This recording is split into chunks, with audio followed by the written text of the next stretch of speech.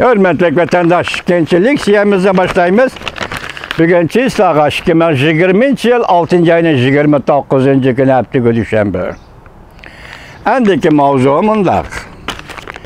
Yukarı kıllık siyeni anladınlar, endi ikinci mavzu. Mundaq, Hong Kong. Mesuliyet sürüştü kılış kanunu eğer icra kılınadigan bolsa, mesela Amerika Qo'shma Shtatlar Davlat Majlisi Kengash palatasi ma'qullagan qonunlar. Agar ijro qilinadigan bo'lsa, birinchi bo'lib importga qilinadigan balki ko'pchilik mavzuda xabar 6-oyning 27-kuni erkin Osiyo radiosidan Xitoy til programmasi e'lon qilindi. Xabar bunday boshlandi. Amerika Qo'shma Shtatlar Kengash palatasi 6-oyning 25-kuni yuqori ovoz bilan Hong Kong avtonomiya qonuni loyihasini ma'qulladi.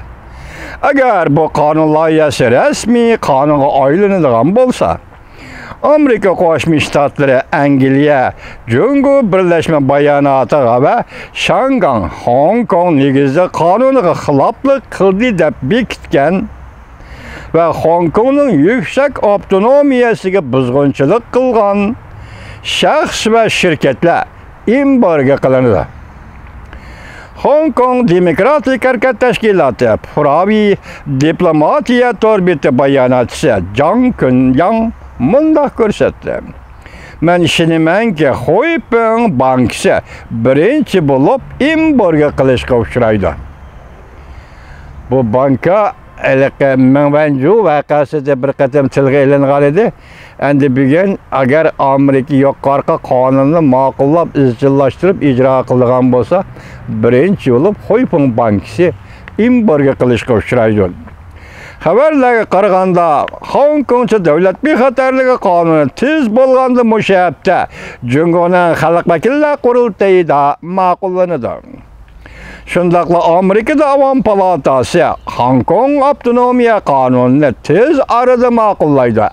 Kengash palatasi ma'qullab bo'ldi, hamda Amerika Davlat Majlisi Avam palatasi ma'qullash kerak. Shangang Hong Kongning yuksak avtonomiyaga buzg'unchilik qilgan shaxsiylar va shirkatlarni embargo qilish, jumladan kapital mablag' to'nlatish, embargo qilingan pul muomala organlarining Amerikaning pul muomala organlaridan qarz olish, tashqi privat savdosi va banklararo savdosi cheklanadi. Bakalım sohbetler efendiler, siz bizge bu bank sistemisinden nima ekanligi toza aydan emas. Endi siz shuni o'ylab bakınki hazır, bu başka taraf turuqlarni qo'yib turing. Mana shu bankaga berib chetiladigan pul muomalaga berib chetiladigan ishlarning hammasi, masalan, zarba berishlar, bu qaltis gap vatandosh, bu qaltis gap. Iqtisod sohasida zarba berish, bu qaltis gap. Shundaq deyishimiz mumkin. Bu qonun loyiha o'tgan yil 11-oyda ma'qullangan, ya'ni Shangang Hong Kong Demokratiya kishilik huquq qonuni. Hong Kong kishilik huquq va demokratiya qonun loyihasida texmi eg'ir. Yuqorqi qonun loyiha o'tgan yil imzolangan Hong Kong to'g'risida qonun loyihadan texmi eg'ir.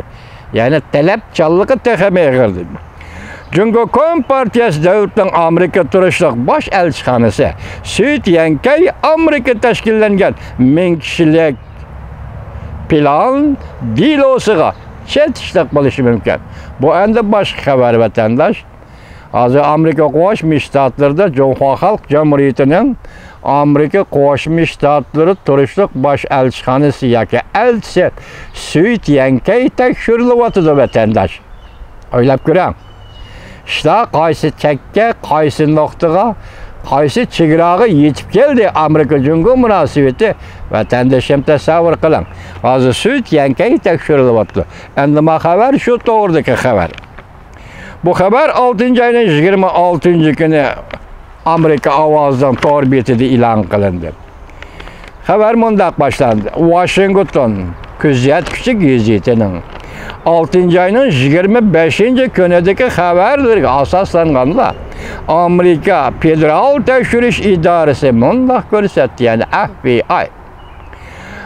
Jungo Kompartiyasining Washingtonda turishliq bosh elchisi ve New York şehri turuşluq konsulxanası diplomatları Cumhur Kompartiyasının Amerika'da Pentexnika erbaplarını toplaydıgan hizmetlerine yoşuron hemkarlaşıp Cumhur Kompartiyasının Pentexnika casusu ve iktisat işleri casusu aylandı.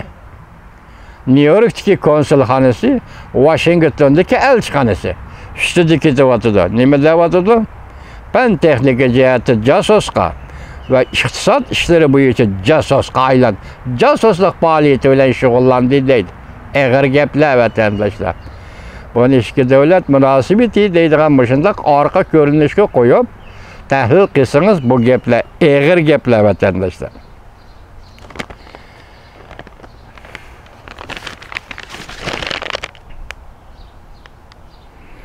Devamlı anlayışlarlık yani vatandaşlar.